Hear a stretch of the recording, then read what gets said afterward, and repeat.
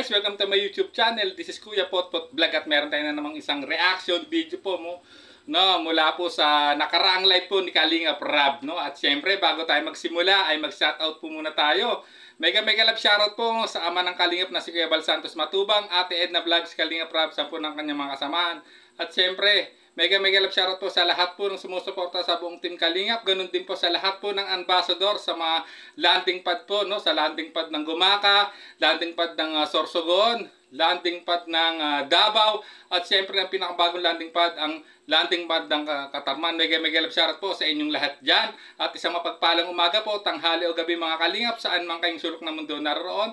Naway lagi po kayong gabayan ng ating poong may kapal. At yan guys, simulan na natin ang ating reaction video.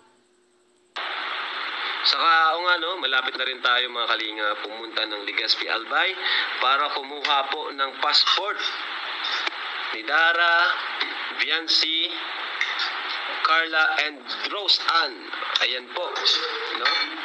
So, pupunta po tayo ng Albay. Diba, kung matatandaan nyo, pangarap ni Carla, pumunta ng Albay. So baka makapag-shoot din tayo doon, ano? Pati si Rose makapag-shoot tayo doon. Ayan. Etsy din, no? Grabe, no? Baka makapag-shoot tayo ng Etsy. Parang ang mangyayari, buburahin na naman yung alaala doon. Ayan, Eds, burahin mo yung alaala. Insan. Ayan, guys, no? At narinig natin sa nakarang live ni Kalingap Rab, no? Na nabanggit niya na naman ang pagpunta po nila sa Legazpi upang ikuha ng Philippines passport yung apat na Kalingap Angels, no? Na sina Carla, na which is dream niya makapunta ng Legazpi, tulad ng sinabi ni Kalingap Rab, tapos si Dara, si Viancy at si Rose Ann, at posible sila magkaroon ng vlog dito guys. At guys, no, natawa ako sa sinabi ni Kalingap Rab, no, na mukhang may buburahin na namang alaala ni Kalingap Edu, no, sa pagbabalik niya sa Legazpi, which is alam naman natin kung anong alaala yung mga yun guys, na alaala ng lumipas ng nakaraan ni Kalingap Edu sa dati niyang katambal, na which is na marami ring masasayang memories ang nabuo doon, no, lalong-lalo na sa Mayon Volcano, no, na nagkaroon pa nga ng vlog doon. At talagang grabe rin po ang memories na nabuo doon. At malamang tulad na sinabi ni Kalingap Rab, mukhang handa na ba ipabura ni Kalingap Edu, no, kay Viancy ang alaalang yan guys, tulad ng nangyari doon sa ilog kung saan tumalon si Kalingap Edu para patunayan ang natotoo yung sinasabi niya kay Viancy. Na napansin niyo naman, di ba guys, nung una ay talagang halos hindi makapaniwala kung bakit doon na napili ni Kalingap Edu tumambay doon sa ilog na yun. At alam niyo naman, napakatalas ni YP, no?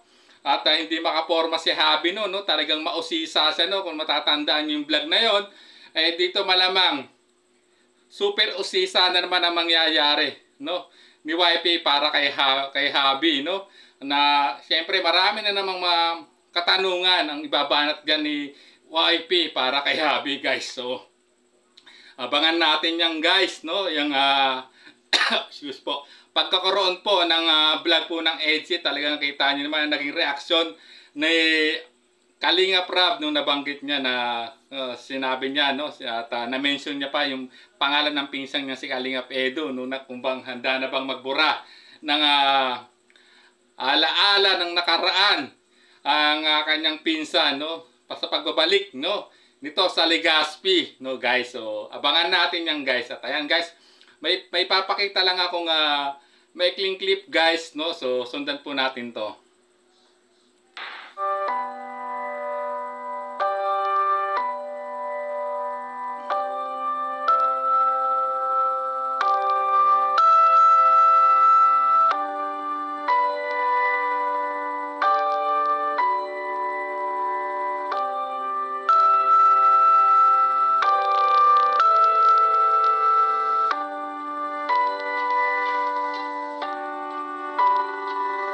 Naalala nyo ba yung eksenang yan, no guys? Yan yung vlog nila, no? Nung kumuha sila ng passport po ni Joy Diwata, kung saan talagang mukhang may naalala si Kalingap Edu, no? Nagbalik tanaw sa kanya nung makita niya ang Mayon Volcano, no guys, no? May naalala sa dyan. At dyan sa vlog na rin niya kung saan siya tinutok-sutokso nila Joy Diwata at ni Dara, no? At hindi ko lang sure kung kasama si Rose Ann, no? Talagang tinutok-sutokso dyan, no? Na may mga sinabi pang mga ano dyan, punchline, no? Na tirada kay Kalingap Edu, at kita niyo naman guys, no? Talagang napatanaw siya sa malayo, no? Napatingin si Kalingap Edu diyan sa Mayon Volcano, at may naalala siya, no? Na isang tao na kasama niyang gumawa ng memories. Ngunit siyempre wala na yon, nakalipas na yon. Ang tanong lang ngayon guys, handa na ba siyang ipabura uli pagbalik niya sa Legazpi, nakasama niya kanyang YP? Handa na ba siyang ipabura ang mga alaala ng nakalipas dyan sa Legazpi? At handa na rin ba siya, no, sa mga tirada ni YP dyan? Panigurado, no? Ay titirada na naman si YP dyan, no, kay Habi. Tulad ng pagtirada po ni YP, no, sa nakaraang vlog kung saan doon sa may ilog kung saan tumalon si Habi para patunayan na totoo yung sinasabi niya kay YP guys. So ayan, hanggang dito na lang ating maikling reaction video guys. Maraming salamat po. At siyempre kung gusto niyo mapanood ang full video ng live po ni Kalingap Rab, pakibisita po uli sa kanyang official YouTube channel, Kalingap Rab Official, no? At siyempre don't skip ads.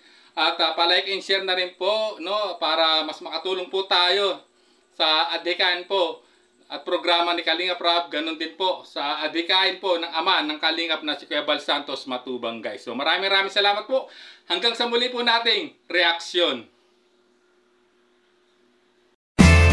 There's a vlogger named Kuya Pot, spreading good vibes, giving all he's got. With the camera in his hand, he hits the road, capture moments, sharing stories untold. Kuya Pot, he's the one we adore. Bring smiles, he's got so much more. In this crazy world, he's a ray of light, spreading love